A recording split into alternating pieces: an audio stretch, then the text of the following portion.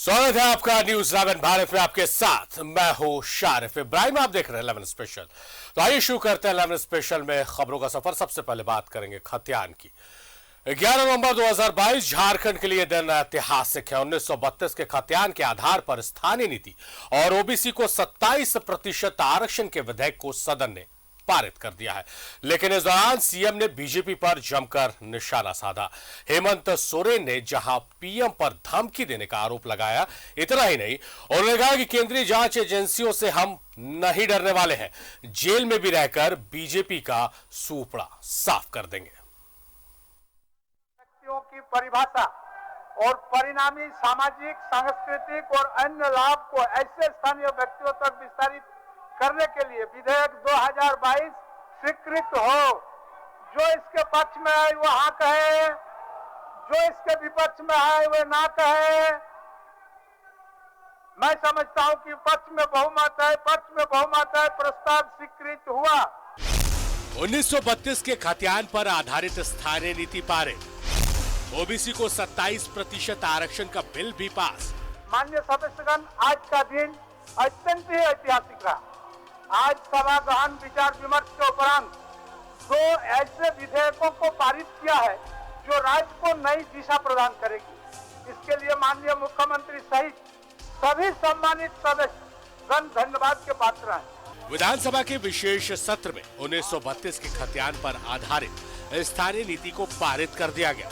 वहीं ओबीसी को 27% आरक्षण देने का बिल भी पास कर दिया गया। विधानसभा से पास होने के बाद अब 9वीं अनुसूची में डालने के लिए केंद्र को भेजा जाएगा, यानी गेंद अब केंद्र के पाले में डाली जाएगी। प्रक्रियाओं के साथ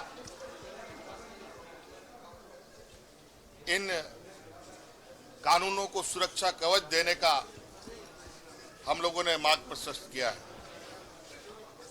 अब ये केंद्र सरकार को इसका पूरा इस पर आखिरी निर्णय लेना है और इसे हम लोगों ने 9वीं अनुसूची में भेजने का हम लोगों ने आज निर्णय लिया। हाईकोर्ट ने खारिज कर दिया। विशेष सत्र के दौरान सीएम हेमंत सोरेन ने विपक्ष पर जोरदार हमला बोला। सीएम ने कहा कि अब आदिवासी बोका बनने वाला नहीं है, यही बोका आपको धो पोंछ कर बाहर फेंक देगा। आप लोग जो आदिवासी को बोका बोलते हैं, अब वो बोका नहीं रहा, यही बोका आप लोग को धो पोंछ करके बाहर कर देगा। चिंता मत कीजिए। मुख्यमंत्री हेमंत सोरेन ने बीजेपी को आदिवासी विरोधी बताया, साथ ही पीएम मोदी पर गंभीर आरोप लगाए। हेमंत सोरेन ने कहा कि भारतीय जनता पार्टी के सर्वोच्च नेता प्रधानमंत्री अब लोगों को फोन कर धमकी देने लगे हैं। बड़ा दुर्भाग्य अध्यक्ष महोदय, और आज तो स्थिति ये आ गई अध्यक्ष महोदय, एजेंसी छोड़ दीजिए, नीति सिद्धांत छोड़ दीजिए अध्यक्ष महोदय। आज तो स्थिति ये है कि इनके मुखिया देश के प्रधानमंत्री जी फोन करके धमकी भी देने लग गए। सदन में मुख्यमंत्री हेमंत सोरेन ने केंद्रीय जांच एजेंसियों पर भी निशाना साधा। उन्होंने कहा कि ईडी सीबीआई से हम लोग नहीं डरते, जेल में रहकर भी बीजेपी का सूपड़ा साफ कर देंगे। काउंटडाउन शुरू हो गया अध्यक्ष महोदय। अब ईडी वीडी सीबीआई उबीआई जेल वेल का जरूरत झारखंड सत्ता पक्ष के लोगों को इससे डराने का कोई जरूरत नहीं। हम लोग जेल में भी रह करके आपका सूपड़ा साफ कर देंगे, चिंता मत। सीएम के बयान पर बीजेपी ने पलटवार किया। बाबूलाल मरांडी ने कहा कि भ्रष्टाचारियों पर ईडी की कार्रवाई से सीएम डरे हुए हैं। कि जिस प्रकार से इस राज्य को इन्होंने लूटा है, चाहे बालू हो, चाहे कोयला हो, चाहे लोहा हो, यहाँ तक कि चाहे जमीन हो, तो फिर उस लूट की जब जांच होगी तो इनके कई एक दलाल और बिचौलिया होटवार की जेल पहुंच चुके हैं। अब इनकी बारी है, तो ये भी आभास हो गया क्या कि अब उनके भाषण से तो यही लग रहा है। स्थानीय नीति पर मुख्यमंत्री ने कहा है कि ये सिर्फ सरकारी नौकरी के लिए नहीं, बल्कि बाकी रोजगार से भी इसे जोड़ा जाएगा। उन्होंने कहा कि 3rd और 4th ग्रेड की नौकरी को स्थानीय नीति से जोड़ा गया है। सीएम ने कहा कि 1932 का खतियान जिन लोगों के पास होगा, वही लोग ही 3rd और 4th ग्रेड की नौकरी के पात्र होंगे। उन्होंने कहा कि 9वीं अनुसूची में डालकर इसे हम सुरक्षा प्रदान करना चाहते हैं, यानी स्थानीय नीति और ओबीसी आरक्षण पर अब केंद्र के पाले में गेंद चली जाएगी। अगर केंद्र इसे 9वीं सूची में डालेगा तो ये लागू होगा, नहीं तो नहीं होगा। न्यूज़ 11 भारत के लिए रांची से राकेश, विपिन और राजेश कुमार की रिपोर्ट। तो सदन से 1932 के खतियान पर आधारित स्थानीय नीति और ओबीसी को 27% आरक्षण देने वाला विधेयक पारित हो गया, लेकिन ये तब तक लागू नहीं होगा जब तक केंद्र से 9वीं अनुसूची में नहीं डाल देता है। ऐसे में विपक्ष ने सरकार की मंशा पर सवाल उठाए हैं। स्थानीय नीति या फिर सियासत, एनडीए ने उठाए सवाल। कैसे लागू होगा स्थानीय नीति? कैसे मिलेंगे ओबीसी को 27% आरक्षण? स्थानीय व्यक्तियों की परिभाषा और परिणामी सामाजिक, सांस्कृतिक और अन्य लाभ को ऐसे स्थानीय व्यक्तियों तक विस्तारित करने के लिए विधेयक 2022 स्वीकृत हो। जो इसके पक्ष में है वो हाँ कहे, जो इसके विपक्ष में है वो ना कहे। मैं समझता हूँ कि पक्ष में बहुमत है, प्रस्ताव स्वीकृत हुआ। सदन से सरकार ने 1932 के खतियान के आधार पर स्थानीय नीति पारित करा लिया। ओबीसी को 27% आरक्षण देने वाला विधेयक भी पास करा लिया, लेकिन जब केंद्र के 9वीं अनुसूची में दोनों विधेयक को डाल देगा तब ये दोनों विधेयक लागू होंगे, यानी गेंद अब केंद्र सरकार के पाले में है। ऐसे में बीजेपी ने राज्य सरकार के फैसले पर सवाल उठाए हैं। बीजेपी ने दोनों विधेयक को पारित कराने को सरकार का पॉलिटिकल ड्रामा करार दिया है, साथ ही जनता को गुमराह करने का भी आरोप लगाया है। अनुसूची 9 में लाकर इसको लिंगर ऐसे करना चाहते हैं कि आप विषय को समझिए। अनुसूची 9 का जो सब्जेक्ट है, शेड्यूल 9 का जो विषय है वो इतना आसान नहीं है। उसमें यहाँ से ये गवर्नर को भेजेंगे, गवर्नर केंद्र सरकार को भेजेगा, केंद्र सरकार अपने हर विभाग को भेजेगा और हर विभाग से अनुमोदन प्राप्त होकर जब भारत सरकार को वापिस आएगा हर विभाग से, तो भारत सरकार फिर हर राज्यों को भेजेगा। और अगर किसी भी राज्य ने अगर आपत्ति जताई तो ये मामला वहीं खत्म हो जाएगा। तो आप ही बताइए कि ये सिर्फ और सिर्फ टालने की नीति है कि नहीं है। अगर आप झारखंड के नौजवानों को लाभ दिलाना चाहते हैं तो आप सीधे कैबिनेट में लाके संकल्प लाइए और झारखंड के नौजवानों को लाभ दिलाइए ना। क्यों आप 9वीं अनुसूची में इसको भेज रहे हैं? जब स्थानीयता, जब नियोजन स्टेट का सब्जेक्ट है और ये भी राज्य सरकार चाहे तो केवल कैबिनेट से पास करके संकल्प और अधिसूचना के माध्यम से लागू कर सकता है, विधानसभा की भी आवश्यकता नहीं है। तो इससे पता चलता है कि ये राज्य के युवाओं को नौकरी नहीं देना चाहते हैं, गुमराह करना चाहते हैं। ये राजनीतिक प्रोपगंडा है और इसका इस्तेमाल ये ईडी के आया हुआ नोटिस के खिलाफ में राजनीतिक माइलेज लेने के लिए करने का ये लोग काम कर रहे हैं। विपक्ष का आरोप है कि दोनों विधेयक गैर संवैधानिक है। यही वजह है कि सरकार इसे 9वीं अनुसूची में डलवाना चाहती है, लेकिन अब 9वीं अनुसूची में डाले गए गैर संवैधानिक विधेयकों पर भी सुप्रीम कोर्ट हस्तक्षेप कर सकता है। ये 9 शेड्यूल में ले जाना, उनका ये पक्ष है कि 9 शेड्यूल में ले जाने से ये चैलेंजेबल नहीं होगा। लेकिन 2007 में 12 सुप्रीम कोर्ट के जजों की एक खंडपीठ ने ये निर्णय दिया है कि ये चैलेंजेबल हो सकता है। 9 शेड्यूल में भेजा हुआ प्रस्ताव भी चैलेंजेबल हो सकता है। जब ये चीजें जब बनी हुई हैं तो आपको ये पूरी तैयारी के साथ जाना चाहिए कि मैं ट्राइब के लिए शेड्यूल कास्ट के लिए जो आरक्षण का प्रतिशत बढ़ा रहे हैं उसका मेरा तर्क ये है।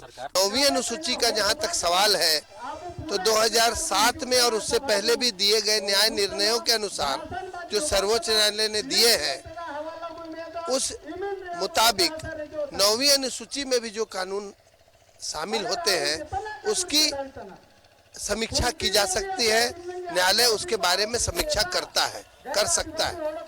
तो आखिरकार 9वीं अनुसूची में शामिल कर दिए जाने से क्या सफलता हाथ लगेगी और क्या फायदा होगा?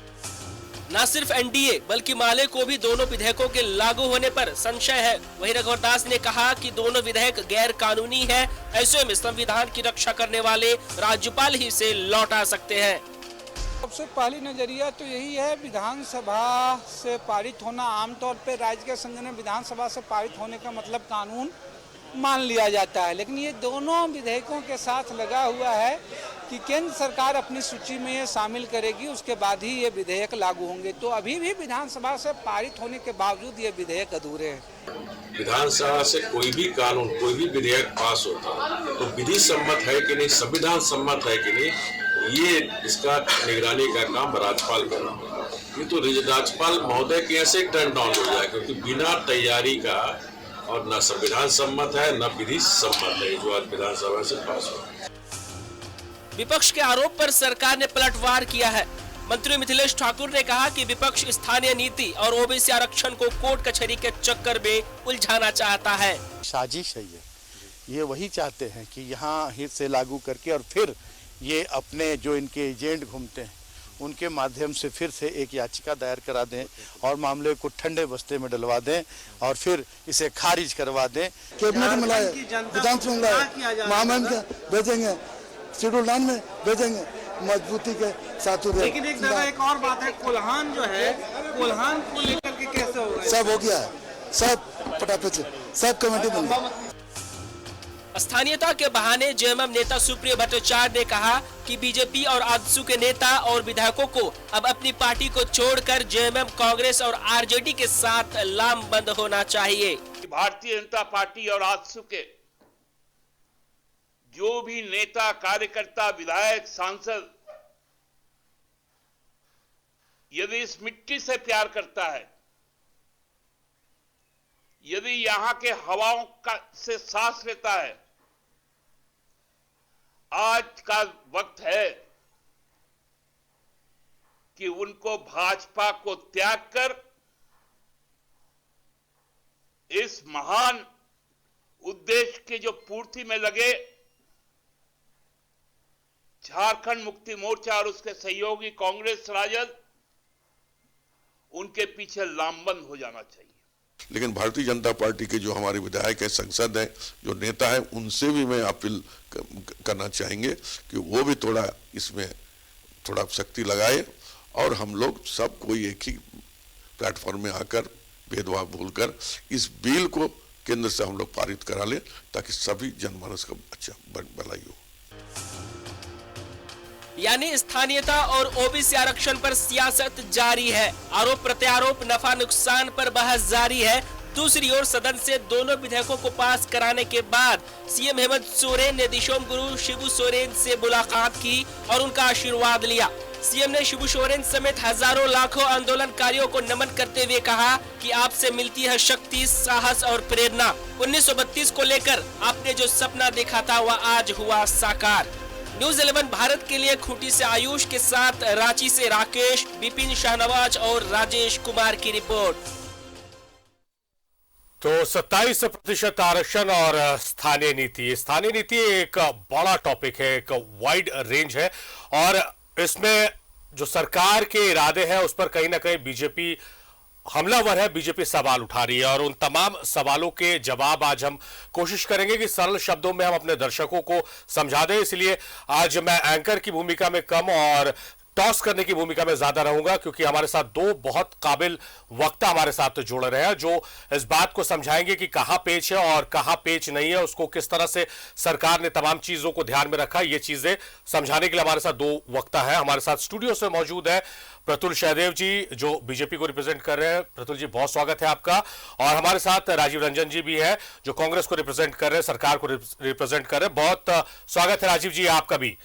तो हम शुरुआत करेंगे राजीव जी से। राजीव जी, मैंने तस्वीरों में देखा, थोड़ी हल्की बात भी हो जाए, तस्वीरों में देखा है बहुत खुश नजर आ रहे हैं आप और तमाम सत्ता पक्ष के लोग। आपको तो कई एक बार मैंने अलग अलग मिठाई भी खाते देखा है। तो बीजेपी का कहना है कि ये जश्न सिर्फ आई वॉश है। देखिए, लोग जिस प्रकार की भावना रखते हैं, चीजें उनको उसी प्रकार से दृष्टिगत होती है। और आज ये हमारा विषय नहीं है, हमारे हर्ष का विषय नहीं है। आज एक एक झारखंडी, एक एक मूलवासी, एक एक आदिवासी, यहाँ तक कि मैं तो कहूंगा कि अंदर खाने प्रतुल भाई भी बहुत हर्षोल्लास से भरे हुए हैं। ये अलग बात है कि भारतीय जनता पार्टी के आधिकारिक प्रवक्ता के रूप में आज उनको यहाँ रिप्रेजेंट करना है, इसलिए शायद वो चीजें वो खुलकर नहीं कह पाए। लेकिन उनका भी मन आज प्रफुल्लित है। और कई बार हल्की बात से शुरुआत होने से कम डिबेट में थोड़ा मजा तो जरूर आता है। और आज झारखंडी एक झारखंडी झूम रहा है, कहीं आतिशबाजियां हो रही हैं, ढोल नगाड़े बज रहे हैं, कहीं कोई विरोधाभास वाली स्थिति नहीं है। विरोधाभास वाली स्थिति जो है वो नेताओं के बयानों में नजर आ रही है, और वो उनको जवाब जब नहीं सूझ रहा है तो इस प्रकार की बातों को ला करके वो लोगों को दिग्भ्रमित करने का एक नाकाम कोशिश जरूर कर रहे हैं। और इस बात में वो ज्यादा सफल नहीं हो पाएंगे, क्योंकि जो भी झारखंडी है या झारखंड से प्रेम करता है, यहाँ की भाषा से, यहाँ की संस्कृति से, यहाँ की अस्मिता से, और वो आज के दिन, आज 11 नवंबर ऐतिहासिक दिन है। आज ही के दिन CNT एक्ट भी आया था, आज ही के दिन सरना कोड भी पास हुआ था, और आज ही के दिन 2 ऐतिहासिक बिल झारखंड के सर्वोच्च सदन से पारित करा करके 9वीं अनुसूची में डालने के लिए। अब आप कहेंगे कि 9वीं अनुसूची, जो हमारे काबिल नेतागण जो सवाल कर रहे थे, तो 9वीं अनुसूची जो है हम यूं ही नहीं लाया गया है, कानून विदों से पूरी तरह से राय विचार करके और उसके बाद ही इस बात को ठोस आधार प्रदान करने के लिए, क्योंकि बिना सोचे समझे जो 2001 में गलती की गई थी जिससे पूरा राज्य जल उठा था, वो दृश्य भी लोगों ने देखा है। और बाद के दिनों में उस अदालत की चक्कर खा करके वो मामला वहीं का वहीं रफा दफा हो गया। तो ये चीजें लोगों ने देखा है। और देश में झारखंड कोई पहला राज्य नहीं है जो कानून को विधानसभा से पारित करवा करके 9वीं अनुसूची में ले जाने का काम कर रहा है। पहले भी 2 राज्यों ने इस प्रकार की कार्रवाई की है और कहीं कोई नहीं है। तो इफ अगर वट लेकिन वाट मानी क्या वाली स्थिति में अगर हम घूमते रहेंगे तो चीजें बनने के बजाय उलझती चली जाएंगी। इसलिए मेरा आपके चैनल के माध्यम से निवेदन होगा, आग्रह होगा ऐसे तमाम नेताओं से कि कम से कम एक मौके पर हम लोग सभी साथ आए, और जो बहुप्रतीक्षित लोगों की मांग थी, झारखंडी अस्मिता का विषय था। और मैं देख रहा हूं कि प्रतुल भाई भी हल्के हल्के मन मुस्कुरा रहे हैं। तो मैं चाहूंगा कि आज का डिबेट जो है उसी सकारात्मक तरीके से हम दोनों भाई करें। जी राजीव जी, मैं चाहूंगा, रिक्वेस्ट है आपसे कि आप पेन और पेपर ले लीजिए, क्योंकि प्रतुल जी से जो बातचीत हो रही थी तो वो कुछ पॉइंट्स है शायद उनके पास, मुझे ऐसा लग रहा, मैं अज्यूम कर रहा हूं। तो पॉइंट वाइज अगर जवाब आएगा तो जैसा मैंने आप दोनों को इंट्रोड्यूस कराया, और ये सच बात है कि बहुत काबिल है, आप लोगों के पास बहुत नॉलेज है, आप लोग पढ़ते बहुत है, तो आम जनता को भी समझने में आसानी होगी कि कहां पेच है, कहां पर सवाल है। तो प्रतुल जी के पास हम जाते हैं और उन सवालों को लेते हैं। प्रतुल जी, एक सवाल के साथ आपके पास आते हैं। आज सदन में आपके नेता, अमूमन ऐसा देखने को नहीं मिलता है कि जो मीडिया से मुखातिब थे तो लेकिन, परंतु, बट, ये सब शब्द बहुत आ रहे थे। तो आपके पास भी ऐसे शब्द है या कुछ इससे बढ़कर है? क्योंकि राजीव जी आपका जवाब देने के लिए पॉइंट वाइज तैयार है। एक अच्छी डिबेट हो रही है। राजीव जी ने भी बड़े हल्के अंदाज में बातचीत की। मैं भी उसी तरीके से शुरुआत करूंगा कि राजीव जी शायद उसी एंगल से बोल रहे हैं, when you can't convince confuse. तो खैर चलिए, बड़ा एक दूसरे को हम लोग बिना टोका टोकी किए, सिर्फ 2 ही गेस्ट हैं, बिल्कुल आराम से बातों को सुनेंगे, वक्त भी काफी है। देखिए, भारतीय जनता पार्टी पूरे तरीके से 1932 के खतियान की समर्थक है। आदिवासी मूलवासियों के लिए जो भी कानून सम्मत निर्णय लिया जाएगा, हम उसके साथ खड़े हैं। और जहां तक ओबीसी आरक्षण के 27% देने की बात है, न्याय संगत तरीके से आप करेंगे तो आप शायद 1 कदम लेंगे, हम 4 कदम आपको चलते दिखेंगे। शरीफ जी, इस टॉपिक को 2 पार्ट में बांटते हैं। सबसे पहले आते हैं 1932 के खतियान में। देखिए, 1932 का खतियान तृतीय और चतुर्थ वर्ग में नौकरी देने के लिए इसको नियोजन नीति से जोड़ने की बात की गई। और भारतीय जनता पार्टी यहाँ के आदिवासी मूलवासियों की सदैव हितैषी रही है। राज्य को पहला आदिवासी मुख्यमंत्री साहब हम लोगों ने दिया बाबूलाल मरांडी जी के रूप में, दूसरा भी आदिवासी मुख्यमंत्री हम लोगों ने दिया अर्जुन मुंडा जी के रूप में, और जहां तक आदिवासियों के हित की बात है, राज भी हम लोगों ने उस समय दिया, उस दौर में दिया 99 के दौर में, जिस समय, और 2000 में इसका गठन हुआ, 99 को घोषणा हुई थी, जिस समय आंदोलन सबसे शिथिल पड़ गया था और झारखंड मुक्ति मोर्चा ने आंदोलन को अपने से अंतिम युद्ध में किनारे कर लिया था। देखिए, 1932 का जो खतियान है 2002 में माफ कीजिएगा, माननीय बाबूलाल मरांडी जी ने जो नोटिफिकेशन बिहार का था उसको अडॉप्ट कर लिया, जिसके आधार पर 1932 का खतियान को उस समय नियोजन नीति के साथ जोड़ा गया। तो 1932 का खतियान की परिकल्पना तो सबसे पहले भारतीय जनता पार्टी ने इस प्रदेश में की थी, बाबूलाल मरांडी जी के जिस समय नेतृत्व में भारतीय जनता पार्टी की सरकार चल रही थी। अगले 1-2 वर्षों में वो कानूनी भूल भुलैया में जरूर पेचीदा पड़ गया मामला, लेकिन जहां तक आदिवासियों के हित की बात करने की बात है, तो अगर ये चाहते तो इन्हें विधानसभा का रास्ता लेने की आवश्यकता नहीं थी। मैं 1932 के खतियान की बात कर रहा हूं, एक साधारण संकल्प से जो कैबिनेट से ये पारित कर सकते थे। जिस तरीके से रघुवर जी ने 1985 की कट ऑफ डेट घोषणा की थी और एक संकल्प से इसको जारी किया था, बाद में उच्च न्यायालय ने भी उसको अपहोल्ड किया था और कितने 90% से ज्यादा आदिवासी मूलवासियों की उस नियुक्ति के जरिए नियुक्ति हुई थी। तो अगर इन्हें भी 1932 सच में करना था तो इन्हें विधानसभा जाने की आवश्यकता नहीं थी, 9वीं अनुसूची में भेजने की आवश्यकता नहीं थी। एक संकल्प पत्र जारी करके ये 1932 का खतियान लागू कर सकते थे। इतना कुछ करके साफ दिख रहा है कि माननीय मुख्यमंत्री जी को जो ईडी का सम्मान है उसे ये ध्यान भटकाने की कोशिश कर रहे हैं। 32 महीने 34 महीने 32 के खतियान को लागू करने के अगर आप इंतजार कर रहे हैं और वो भी आप इसको इस लंबे रूट से भेजने की कोशिश कर रहे हैं जिसकी आवश्यकता नहीं है, तो आपकी मंशा पर जरूर संदेह होता है। लौटते हैं शरीफ जी, जो 27% ओबीसी का आरक्षण की बात है। देखिए, भारतीय जनता पार्टी हमेशा से पिछड़ों के हक को देने के लिए प्रतिबद्ध रही है। कांग्रेस को बताना चाहिए कि जब बीपी मंडल ने दिसंबर 1980 में अपना मंडल कमीशन का रिपोर्ट दिया था, तो कांग्रेस की सरकार ने 10 वर्षों तक इसको क्यों दबा कर रखा था। बाद में वीपी सिंह के नेतृत्व वाली सरकार ने इसे लागू किया। देखिए साहब, पहला जो वैधानिक संवैधानिक स्टेटस देने की बात हुई थी पिछड़ा आयोग को, तो वो हम लोगों ने दिया था। अभी 27 ओबीसी केंद्रीय मंत्रिमंडल में मंत्री हैं, जो एक रिकॉर्ड है। 12 एससी मंत्री हैं और 8 जो हैं वो शेड्यूल्ड ट्राइब से मंत्री हैं। तो हमारा सबका साथ सबका विकास का जो नारा है वैसे खोखला नहीं है। मैं बस समझ कर रहा हूं शरीफ जी। तो हमारा कहना है कि अगर सच में पिछड़ों की इतनी चिंता थी, तो हमारे रघुवर दास के नेतृत्व वाली सरकार ने जो पिछड़ों का आरक्षण पे सर्वे शुरू किया था जिलावार, उसको इस सरकार ने क्यों रुकवा दिया। अगर आप बिना सर्वे के अगर आप इसको आगे बढ़ा रहे हैं तो कहीं ना कहीं आप लीगल कॉम्प्लिकेशन की ओर बढ़ा रहे हैं, क्योंकि सुप्रीम कोर्ट ने स्पष्ट रूप से कहा है कि अगर आपको आरक्षण देना है या 50% की इंदिरा साइनी के केस में जो आपने सीमा तय की है उसको अगर आगे बढ़ाना है, तो जैसा तमिलनाडु ने किया था और अभी कर्नाटक ने किया, तो इन्होंने कर्नाटक में क्या किया, 1.5 वर्ष तक जिलावार सर्वे कराया। शैक्षणिक स्थिति पे, नौकरियों में पिछड़े वर्गों की क्या स्थिति है, सामाजिक स्थिति क्या है, उसके बाद किया। तो अगर आप ठोक पीट कर लाते, सारे लीगल फॉर्मेलिटीज को पूरी करके लाते, एक नीजर्क रिएक्शन में ऐसा लग रहा है आप बहुत हड़बड़ी में लाए हैं और आप सिर्फ ध्यान भटकाने के लिए कर रहे हैं। पिछड़ों को हक देने की बात होती तो शायद ये थोड़ी गंभीरता से करते। और फाइनल पॉइंट शरीफ जी, जो 9th शेड्यूल की ये बार बार बात कर रहे हैं, 9th schedule is open to judicial review. 2007 में चीफ जस्टिस तत्कालीन सबरवाल साहब थे, उनके नेतृत्व में 9 सदस्यीय कॉन्स्टिट्यूशनल बेंच ने कहा था कि अगर आप किसी भी चीज को 9th शेड्यूल में डाल रहे हैं, किसी कानून को, तो उसी के किसी का फंडामेंटल राइट या कॉन्स्टिट्यूशन की मूल भावना के विपरीत है कि नहीं है, इसकी जुडिशियल स्क्रूटनी सुप्रीम कोर्ट कर सकता है। तो हमारा मानना है कि 1932 के खतियान के साथ भाजपा शुरू से खड़ी रही है। 2002 में हमने दिया भी था।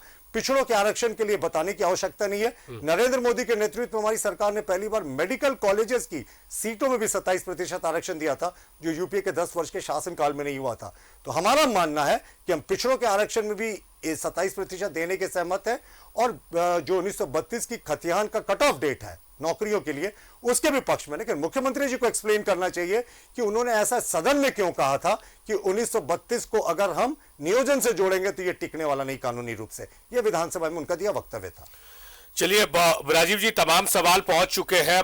जो प्रतुल जी का 1932 को लेकर सवाल है कि लंबा रूट क्यों तय किया गया, लंबा रूट क्यों लिया गया, इसका जवाब आपसे हम लेंगे। राजीव जी आपके पास लौटेंगे। अभी हम रुक रहे हैं ब्रेक के लिए रुकेंगे। पहला सवाल जो 1932 के, आप बाइफरकेट करके अगर बात करें तो 1932 को लेकर जो प्रतुल जी का आरोप है कि सरकार ने इतना लंबा रास्ता क्यों लिया जबकि शॉर्टकट से पहुंचा जा सकता था, उस जवाब का हम इंतजार कर रहे हैं।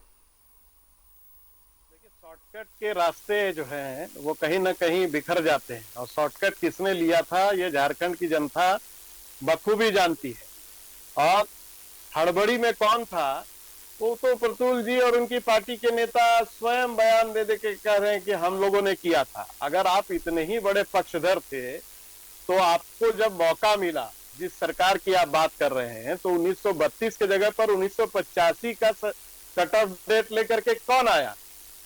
किसने झारखंडी अस्मिता के सवाल को गौन करके सिर्फ वाहवाही लूटने के नाम पर झारखंड की जनता को स्थानीय नीति का एक सिगुफा छोड़ने का काम किया। और जो लोग इनके साथ खड़े थे वो लोग चौक चौराहों पर अबीर गुलाल बजा रहे थे, ढोल बजा रहे थे 85 का कट ऑफ डेट लेकर के। आज जब हम पूरे पुख्ता तौर पर तरीके से लेकर के आ रहे हैं, ठीक है रास्ता लंबा जरूर है, ये हम मानते हैं कि रास्ता लंबा जरूर है, लेकिन अगर हम कॉन्स्टिट्यूशन को ही देखेंगे, कानून तो कभी भी रिव्यू हो सकता है। आप शंका में क्यों जा रहे हैं साहब?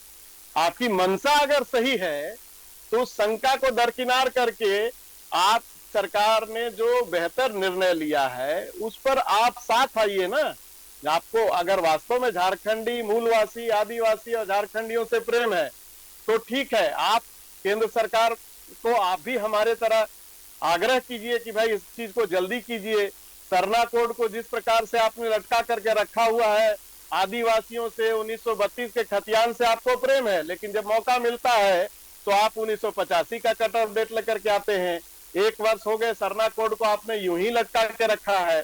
अब रही बात की ओबीसी आरक्षण, ओबीसी आरक्षण को इस राज्य में जब राज्य गठन हुआ था तो कितना प्रतिशत था? घटाने का काम किसकी सरकार ने किया? और आज देखिए दरअसल चीज क्या है कि भारतीय जनता पार्टी एम्पावरमेंट की जगह टोकेनिज्म का सहारा लेती है। तमाम चीजें जो मेरे विद्वान प्रवक्ता मित्र ने गिनवाई, क्या जितने मंत्री है, ये विभाग है, ये टोकेनिज्म जरूर है। एम्पावरमेंट की बात कीजिए ना। पहली बार हम, आपने तो घटाने का काम किया, हम तो फिर से उनको एम्पावर कर रहे हैं। उसमें आप चर्चा में आइए तो अच्छा लगेगा, एक सकारात्मक चर्चा होगी तो अच्छा लगेगा। तो रही बात कि इस प्रकार से हमेशा चीजों को उलझाने के पीछे हम क्यों अपनी एनर्जी जाया करें? अगर झारखंड के विधानसभा से पारित हो गया है विधेयक तो आप साथ आकर के केंद्र सरकार पर दबाव बनाएं। आपके पास पर्याप्त संख्या में सांसद हैं, आपके विधायक हैं, हम लोग भी आपके साथ हैं। आप अगर वास्तव में आप बोल रहे हैं कि हम पक्षधर हैं तो अच्छी बात है, स्वागत है आपका। इसमें कोई ये थोड़ी है कि 1932 हम लागू कर दिए तो आपके लोग जो होंगे, जो खतियानधारी होंगे, उनको नहीं मिलेगा, सिर्फ महागठबंधन के लोगों को मिलेगा, ऐसा कहीं कोई प्रावधान तो है नहीं। ये एक एक झारखंडी को मिलने वाला है और यही कारण है कि प्रतुल भाई मुस्कुरा रहे हैं और सबसे पहले उनको मिलेगा। हमारी उनकी चर्चा भी होते रहती है। तो मैं निवेदन करूंगा प्रतुल भाई से भी और उनके तमाम जितने नेता हैं, आला नेता हैं, सभी लोग एक साथ इस बिंदु पर सहमत होइए और केंद्र सरकार के पास गुहार लगाइए कि भाई जल्दी से इस मामले को क्लियर कीजिए। आप भी पक्षधर हैं, हम भी पक्षधर हैं, तो चीजें क्लियर हो जाए, झारखंड की जनता का भला हो जाएगा। हम क्यों व्यर्थ बहस में पड़े? तो इस चीज को नकारात्मक रूप में लेने की बजाय सकारात्मक रूप में लेने का काम करना चाहिए भारतीय जनता पार्टी को। ये तो बहुत महत्वपूर्ण बात राजीव जी ने कही है कि आप भी पक्षधर है, तो क्यों ना इस आवाज को और बुलंदी मिले। आप लोग तो नंबर गेम में बहुत आगे हैं। नहीं, पहले राजीव जी के लिए राजीव जो सुन रहा था, शुरुआत करते इन्होंने कहा कि हम टोकनिज्म में नहीं विश्वास करते, एम्पावरमेंट में विश्वास करते। तो भाई जिनके सरकार में 10 वर्षों तक मनमोहन सिंह प्रधानमंत्री रहे, वो टोकनिज्म नहीं था तो क्या था? क्योंकि सत्ता की असली चाबी किसके पास थी? ये दुनिया में किसी से छिपी नहीं थी। रही सरना धर्म कोड की बात, तो सरना धर्म कोड जिस समय विधानसभा से पारित हुआ था तो उसको सरकार ने जानबूझकर गवर्नर के ऑफिस को बाईपास करते हुए पहली बार सीधे होम मिनिस्ट्री में भेज दिया था, जो कि प्रावधानों का सीधा सीधा उल्लंघन था। उसको होम मिनिस्ट्री ने लौटा दिया था ये कहकर कि आपने गवर्नर के ऑफिस को बाईपास किया। और हमारा मानना है कि बिल्कुल सरना कोड लागू होना चाहिए, लेकिन हम लोगों ने जो सुझाव दिए थे कि जिन लोगों ने धर्मांतरण कर लिया है और जो अब आदिवासी की जो पौराणिक परंपरा है उससे अपने आप को कट गए हैं, उनको इस सरना धर्म कोड में जगह नहीं मिलनी चाहिए। और ये मेरी बात छोड़िए, बाबा कार्तिक उरांव कांग्रेस के एक बहुत बड़े नेता थे, पूर्व केंद्रीय मंत्री थे, वो तो प्राइवेट मेंबर्स का बिल भी लेकर आए थे कि जिन आदिवासियों ने धर्मांतरण कर लिया उनको आदिवासी के आरक्षण की सुविधा नहीं मिलनी चाहिए। देखिए, लौटते 1932 की ओर एक संकल्प से जब ये जारी हो सकता था तो इसको विधानसभा भेजकर सरकार कहीं ना कहीं यह दिखा रही है कि वो लिप सर्विस करने का कार्य कर रही है। अगर वो सीरियस होती साहब, कैबिनेट से पास करके एक संकल्प आप कर देते और ये नौकरियों के द्वार खुल जाते। आप पता नहीं क्यों इस पूरे मुद्दे को टालने की कोशिश कर रहे हैं। 5 लाख नौकरियों का वादा था, 2021 नियुक्ति वर्ष था और उसके अतिरिक्त जितने सारी बड़ी घोषणाएं थी आपने जो की थी वो हवा हवाई साबित हुई। और आदिवासी मूलवासियों को तो आप सिर्फ एक संकल्प पत्र के जरिए आप ये 1932 का कट ऑफ डेट कर सकते थे। और जहां तक आदिवासी ये पिछड़े वर्ग की बात है, तो मेरी बात का आदरणीय राजीव जी ने जवाब नहीं दिया कि मंडल कमीशन की रिपोर्ट तो 1980 में केंद्र सरकार को सुपुर्द कर दी गई थी, फिर भी 10 वर्षों तक केंद्र सरकार ने पिछड़े वर्गों को आरक्षण देने का काम क्यों नहीं किया। और जो सर्वोच्च न्यायालय ने तमाम जजमेंट्स में ऑब्जर्वेशन किया है कि अगर आप पिछड़ों को रिजर्वेशन दे रहे हैं, जो इंदिरा साइनी केस के अतिरिक्त कोटे में अगर आप बढ़ोतरी कर रहे हैं, तो आपको सर्वे करके देना होगा। तो ये लीगल स्क्रूटनी से अगर ये सरकार करके करती तो बेहतर होता। और मैं बार बार कह रहा हूं, सरकार की मंशा अगर सच में देने की होती तो वो सारे तरीके से ठोक पीट कर लेते और सिर्फ संकल्प के जरिए लागू करे ना। हम तो आज भी कर रहे हैं, सरकार लंबा रूट क्यों ले रही है? संकल्प लाइए कैबिनेट से, हम आपके साथ खड़े हैं। लेकिन अगर आप इस तरीके से ठगने की कोशिश करेंगे आदिवासी मूलवासियों को, तो ये उचित नहीं है। और जहां तक पिछड़े वर्ग को रिजर्वेशन देने की बात है, तो हमने कहा ना कि रघुवर दास जी के समय जो डिस्ट्रिक्ट स्तर पे पिछड़ों का सर्वे शुरू हुआ था, देखिए कर्नाटक ने अभी रिजर्वेशन सीमा को बढ़ाने का प्रस्ताव भेजा है कि 9वीं अनुसूची में पास हो। मैंने पहले भी कहा आपके चैनल में कि 1.5 वर्षों तक उस पर सर्वे चला जिलावार कि किस पिछड़े वर्ग की क्या सामाजिक, आर्थिक और जो शैक्षणिक स्थिति है, उसके बाद इसको 9वीं अनुसूची में भेजा गया। आपने तो सर्वे को रोक दिया और आप आधा अधूरा विधेयक भेज रहे हैं। और 9वीं अनुसूची में भेजने की बात करें तो साहब कहीं ना कहीं ये जो ईडी का जो तपिश है, ये सारा उसका नतीजा लग रहा है। सच में आपको अगर आदिवासी मूलवासियों के हितैषी अपने को समझते हैं, अब भी देर नहीं है राजीव जी, एक संकल्प तो, सरकारी संकल्प तो जारी करके देखिए। आप एक कदम चलने की बात करते हैं, हम 4 कदम साथ चलेंगे, लेकिन आपकी नीति सही होनी चाहिए, नियत सही होनी चाहिए। और पिछड़ों के आरक्षण के लिए आप 27% करें, हम साथ खड़े हैं, लेकिन ये आधा अधूरा नहीं। आपने बिना सर्वे के जिस रिपोर्ट को भेजा और जिसको केंद्र को भेजने की अनुशंसा कर रहे हैं, ये आपको खुद पता है, आपके एडवोकेट जनरल आपके साथ है, तमाम लीगल ऑफिसर्स हैं, उसके बाद आपको इस बात की जानकारी नहीं हो कि अगर आपको आरक्षण के 50% की सीमा को एक्सीड करना है तो सर्वोच्च न्यायालय के मापदंड के अनुसार आपको सर्वे कराना मैंडेटरी है। तो ये ऐसा नहीं करके आपने सिर्फ दिखाया कि असली टोकनिज्म तो यही है।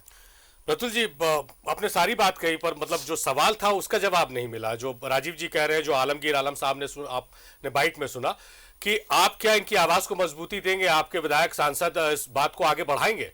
नहीं, हमें इनकी नीयत पर शक है। मैंने कहा ना, जो चीज एक दिन में, 1 घंटे में एक कैबिनेट के आदेश से अगर पारित हो सकता था, तो उसको ये विधानसभा लाकर फिर केंद्र सरकार के पास 9वीं अनुसूची में भेजने की बात करें। और वीरेंची जी ने अभी विस्तार से समझाया था आपके चैनल में कि 9वीं अनुसूची में भेजने से पहले कि प्रक्रिया कितनी लंबी है। साहब एक संकल्प करें ना, एक कैबिनेट बुलाइए, कल जारी कीजिए 1932 के खतियान को, संकल्प में कट ऑफ डेट कीजिए।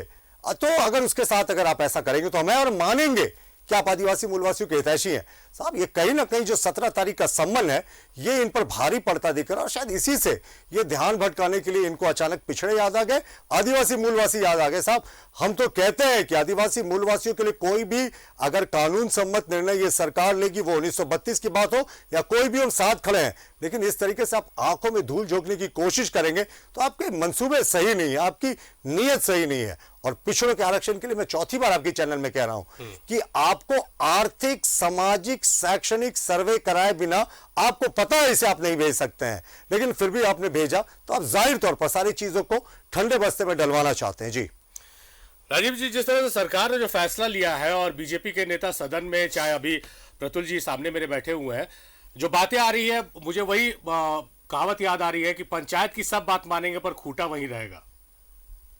देखिए, मैं वही बात कह रहा था। मैंने कहा कि आज मैं बड़े इत्मीनान से आज चर्चा करूंगा। मेरे विद्वान मित्र रह रह करके हम पे उंगलियां तो उठा रहे हैं, लेकिन उनको भी ये गुमा है कि जब वो मेरी तरफ उंगली कर रहे हैं तो 3 उंगलियां उन्हीं की तरफ इशारा कर रही हैं।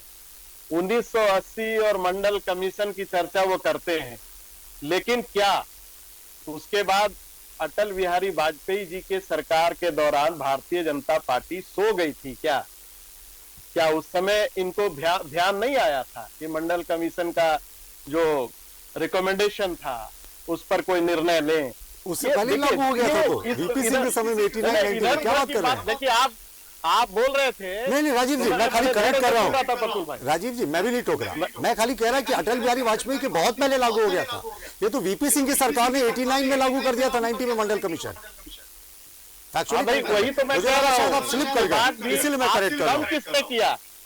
कम किसने किया? झारखंड में कम किसने किया? 27% को घटा के 14% किसने किया? वाजपेयी की सरकार तक पहुंच गए थे। श्रद्धेय अटल बिहारी वाजपेयी जी की सरकार के 10 वर्ष पूर्व विश्वनाथ प्रताप सिंह ने इसे लागू कर दिया था। शायद आप भूल गए हैं खुशी में, और आप भी शायद कंफ्यूज हो गए हैं कि यह सरकार का निर्णय कानूनन रूप से कितना सही है। मंडल कमीशन बहुत पहले लागू हो गया था राजीव जी। अटल बिहारी वाजपेयी जी की सरकार बहुत बाद में आई थी, तो आप उनके ऊपर अगर किसी चीज के लिए उंगली उठा रहे हैं तो मुझे लगता है ये राजनीतिक रूप से गलत है। केंद्रीय एजेंसियों का दुरुपयोग, अब फिर दुरुपयोग पे आ गए।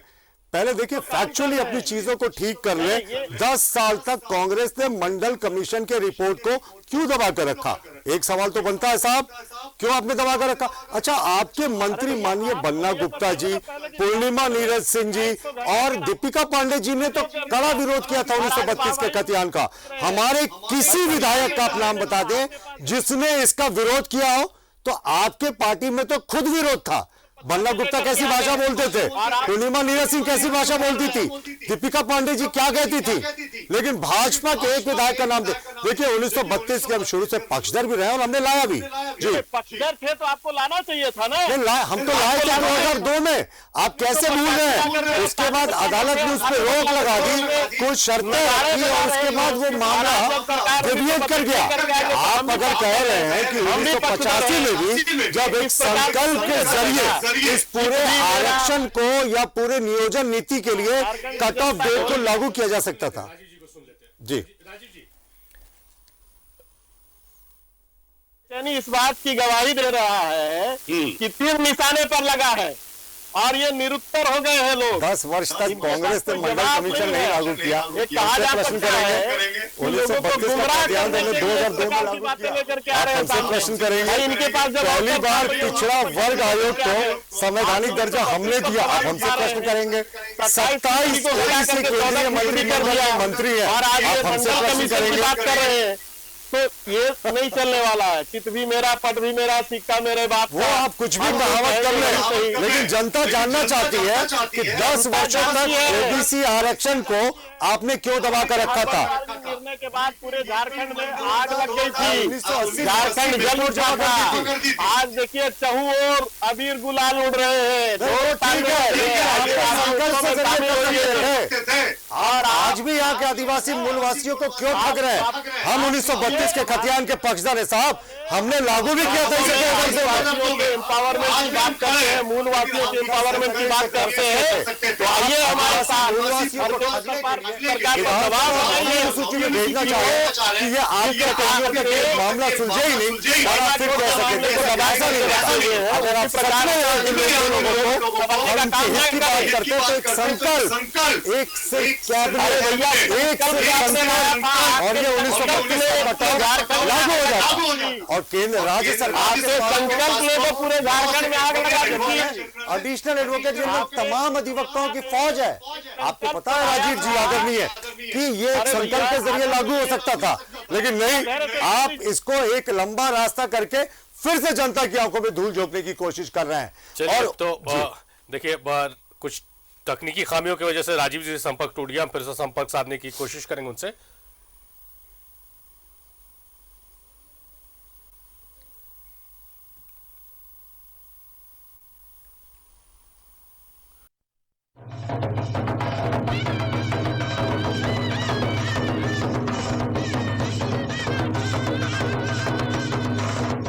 ये जश्न स्थानीय नीति को लेकर है। ये जश्न ओबीसी को 27% आरक्षण से जुड़े विधेयक के पारित होने को लेकर है। विधानसभा से दोनों विधेयक के पास होने के बाद सरकार में उत्साह है। नेता, विधायक और मंत्री खुद मांदर लेकर सड़कों पर उतर आए। विधानसभा परिसर के पास सड़क पर जमकर आतिशबाजी की गई।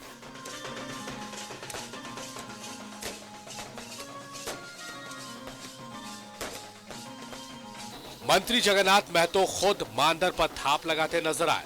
विधानसभा परिसर के पास में नाच गान का पहले से इंतजाम किया गया था। जैसे ही सदन से विधेयक पारित हुआ, विधानसभा परिसर में रंग गुलाल उड़ने लगे, बैंड बाजा शुरू हो गया।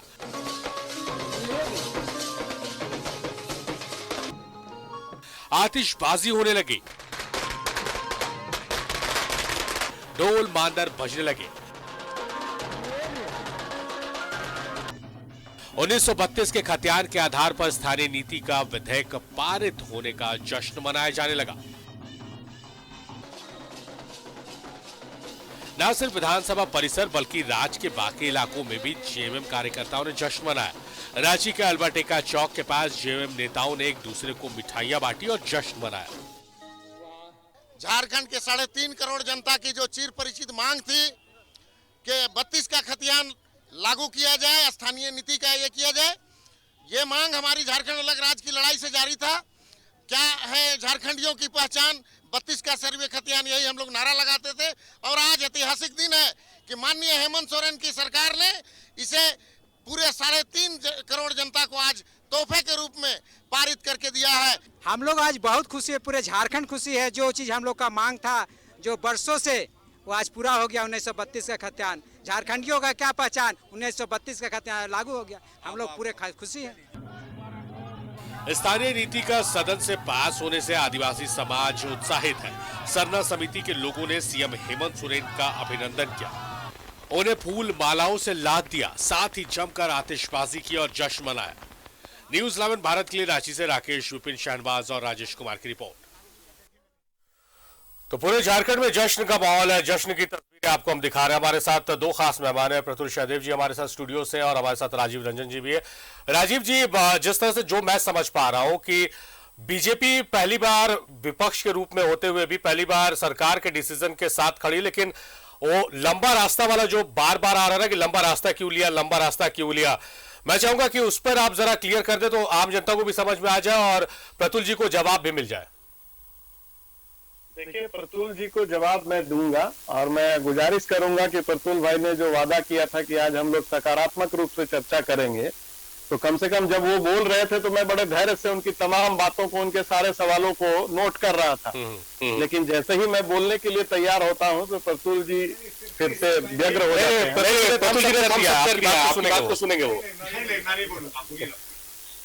तो मैं एक शेर से, सारिफ भाई, मैं फिर से शुरुआत करता हूँ।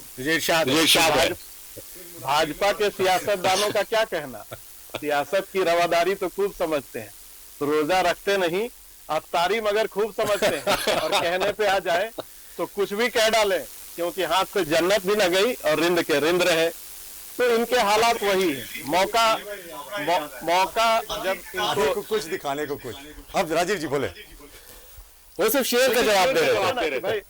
नहीं ठीक है, जवाब दे, मैं उनके हर जवाब को सुनने के लिए ही बैठा हूँ। अच्छा डिस्कशन हो रहा है, राजीव जी बोलिए ना। कि जब भाई साहब को मौका मिला, इनकी सरकार को मौका मिला, तो ये बोलते हैं कि मैं 1932 का पक्षधर हूँ, और जब मामला आता है बनाने का कानून तो 1985 का कट ऑफ डेट लेकर के, मानदर लेकर के रोड में उतर जाते हैं। तो कौन जनता को बेवकूफ बना रहा है कि झारखंड की जनता भी भली भांति जानती है कि इस तरह से लोगों को किसने कहा। ठीक है, आपने कहा कि बीपी सिंह ने लागू कर दिया, मैं मान गया, लेकिन 27% को घटा करके 14% पर किसने लाने का काम किया? 14% कौन किया? और आज फिर वही मैं बार बार कहता हूं कि भैया एम्पावरमेंट की बात कीजिए, टोकनिज्म का सहारा मत लीजिए। और हम दोनों भाई जनता का ही भला करने के लिए बैठे हैं, झारखंडियों का भला करने के लिए ही निर्णय लिया जा रहा है।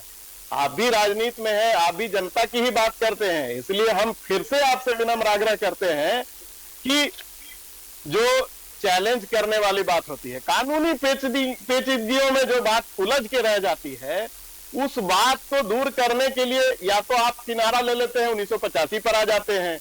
अब हम उसको रोकने के लिए 9th शेड्यूल में डाल रहे हैं। आपके पाले में है, आपके पास पावर है, आप चाहें तो हमारे साथ आकर के केंद्र सरकार पर तमाम पेचीदगियों को दूर करके इसको ठोस आधार बनाने के लिए, अनचैलेंजेबल बनाने के लिए भी आप लग सकते हैं। तो इसलिए मैं आज एक सकारात्मक रूप से आपसे और आपकी पार्टी के तमाम सांसद और विधायकों से फिर से ये निवेदन करूंगा कि आइए हम साथ खड़े होकर के और झारखंडियों का जो अस्मिता का सवाल है, जो बहुत प्रतीक्षित मांग थी, उसको पूरा करने के लिए और जो ओबीसी वर्ग को अधिकार देने की बात है, उसमें हमारा साथ दीजिए ताकि लोगों का भला हो सके। हम कितना भी बहस कर लें, लेकिन इस बहस का कोई लाभ नहीं होने वाला है। बहस आप कीजिएगा, आप 4 बात बोलिएगा, मैं 6 बात बोलूंगा, मैं 6 बात बोलूंगा, आप 8 बात बोलिएगा, इसी में हम उलझ के रह जाते हैं। और झारखंडी बड़े भोले मानस के लोग होते हैं, वो अब वो भी तैयार हो गए हैं। जिस प्रकार से नौजवानों में एक स्वतः स्फूर्त आक्रोश हाल के दिनों में खास करके खतियान आधारित नीति को लेकर के था, कहीं ना कहीं इन सवालों को हल करना बेहद आवश्यक था, क्योंकि अब जनता सिर्फ नारों से बहलने वाली नहीं है। आपने कहा, मैं मान लिया कि आपका कोई वादा नहीं पूरा हुआ, 5 लाख रोजगार, हमने 1,27,000 लोगों को मैदान में बुला करके आयोजन करके उनको भरमाने का काम कहीं नहीं किया। हम जो काम कर रहे हैं ठोस कर रहे हैं। जितनी नियुक्ति नियमावली में विसंगतियां थी उसको दूर करते हुए ठोस तरीके से, ताकि जिंदाबाद और मुर्दाबाद के नारों से मोराबादी मैदान हो या रांची का जेपीएससी सर्कुलर रोड जो है वो नहीं गूंजे। उनको एक ठोस आधार पर रोजगार से जोड़ने का प्रयास कर रहे हैं। हम सिर्फ लोगों को भरमाने का प्रयास नहीं कर रहे हैं कि खेलगांव में 1,27,000 लोगों को बुला करके और गुजरात में, दिल्ली में ड्राइवर की, टेक्नीशियन की 10-10 हजार की नौकरी, 7 हजार की नौकरी देने का काम करने का आडंबर हम नहीं रख रहे हैं। हम रख रहे हैं कि जो भी काम हो, चाहे वो हमारे प्रवासी मजदूर जब महामारी कालखंड में अपने घरों में लौटे तो उनको योजना बना करके उनको घर में ही किस प्रकार से काम दिलाया जाए, इस प्रकार का प्रयास कर रही है ये सरकार। और जहां तक रही बात कि सरकार के इन्हीं बढ़ते लोकप्रियता से हाल के दिनों में जिस प्रकार से सरकार के आभार व्यक्त करने के लिए, चाहे आज भी आपने चर्चा किया कि भाई हम भी पक्षधर थे, हम लाए थे संकल्प लेकर के, तब क्या हुआ था ये बताने की आवश्यकता नहीं है। आज आप एक भी दृष्टांत बता दीजिए पूरे राज्य के अंदर कि कहीं कोई विरोध के स्वर उभरे क्या? चारों तरफ ढोल मांदर के नगाड़े गूंज रहे हैं, अबीर गुलाल उड़ रहे हैं, मुंह में लड्डू है। आप भी लड्डू खाइए और इस लड्डू के स्वाद को बढ़ाने में इस सरकार के इस संकल्प को कि 1932 का खतियान और झारखंडी अस्मिता का प्रश्न है, इसको हम कानूनी शक्ल पहना सके, इसमें हमारा साथ दीजिए। जी जाहिर देखने को मिल रहा है। बीजेपी जो प्रमुख विपक्षी पार्टी उसका विरोध देखने को नहीं मिल रहा है। प्रतुल जी यही सवाल लेकर आपके पास आ रहे हैं, लेकिन लंबे रास्ते का जिक्र ना करते हुए राजीव जी जो बार बार कह रहे हैं कि आप इनकी आवाज को मजबूत कीजिए आगे सदन में, क्या ये संभव है? देखिए, विद्वान प्रवक्ता मेरे मित्र राजीव जी ने कहा कि सब लोग लड्डू खा रहे हैं, नेताओं के मुंह में तो लड्डू जरूर दिख रहे हैं, लेकिन ये आदिवासी मूलवासी के मुंह पे लड्डू कब आएगा, ये बड़ा प्रश्न है। ये चाहते तो आज कैबिनेट कर सकते थे सुबह में विधानसभा के पहले, उससे एक संकल्प जारी करके यहाँ के आदिवासी मूलवासियों के लिए 1932 का कट ऑफ डेट कर देते।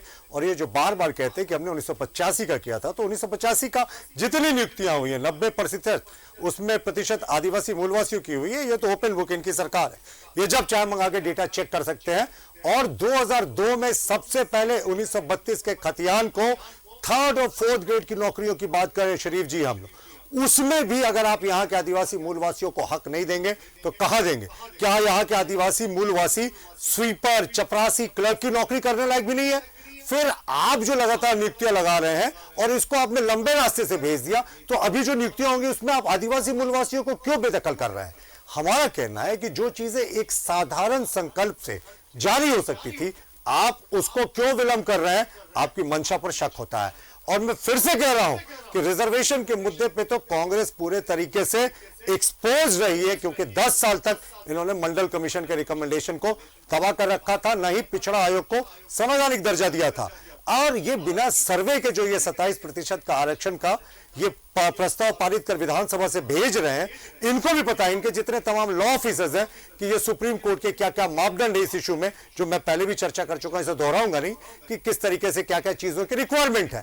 देखिए, कोई झारखंडी और भारतीय जनता पार्टी पूरे तरीके से यहाँ के स्थानीय आदिवासी मूलवासियों के हित के लिए हमेशा तत्पर रहती है। हम 1932 के खतियान के पक्ष में खड़े हैं, लेकिन जिस तरीके से ये सरकार टालने की नीति कर रही है, आप सपोज कीजिए इसमें लंबा समय लगेगा। जो प्रोसेस बता रहे थे, अभी मैं वीरेंद्र जी को सुन रहा था कि 9वीं अनुसूची में भेजने से पहले ये केंद्र सरकार के पास जाएगी, केंद्र सरकार तमाम अपने विभागों को भेजेगी, लौट कर आएगा, फिर केंद्र तमाम राज्यों को भेजेगी, और एक भी राज्य ऑब्जेक्शन करेगा तो इस पे रुक जाएगा। तो ये करने की आवश्यकता क्यों थी? आदिवासी मूलवासियों के लिए तो आप कल से नौकरी के द्वार खोल सकते थे 32 के कट ऑफ डेट को रखकर, अगर आप संकल्प के जरिए जारी करते।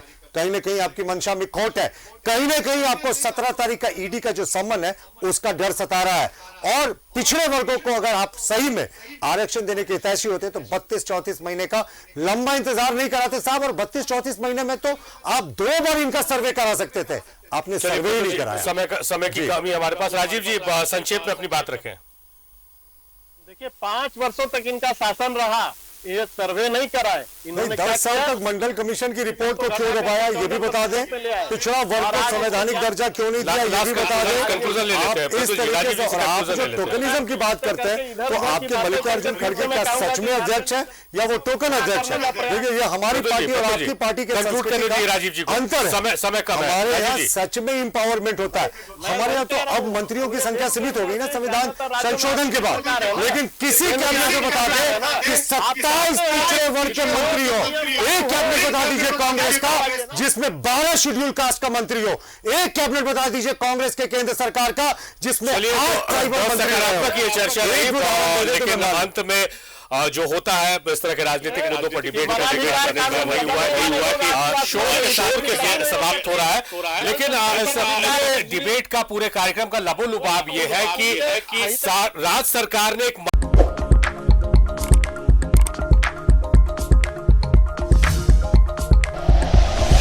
Like and share videos, subscribe करें हमारा चैनल और प्रेस करें बेल आइकॉन। न्यूज़ 11 भारत, सच है तो दिखेगा।